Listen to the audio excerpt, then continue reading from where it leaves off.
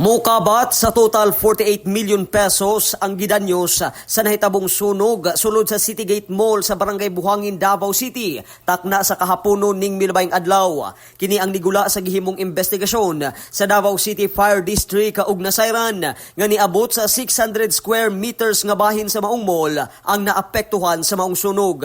Nagsugod matud pa ang insidente pasado alas 3 sa hapon nga niabot kini sa third alarm kung asa nagtinabangay sab ang nagkadaiyang fire station sa syudad sa pagpaggang sa kalayo hangtod nga pasado alas 7:05 sa gabi na kini gideklara nga fire out.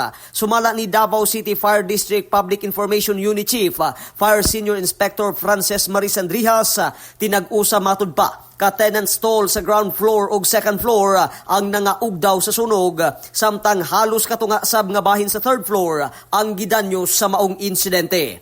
Hinuon walay natalang casualty o naangol sa maong panghitabo, samtang padayon pasab nga giimbestigahan ang gipanukaran sa maong kalayo. Mga katropa, di nato kalimtan ang pag-inom sa Zanton Vitamin C aron mabatnan kanunay ang healthy nga panglawas. Alang sa nakiusang Pilipino para sa Pilipinas, katropang Marvin Ebano, XFM News.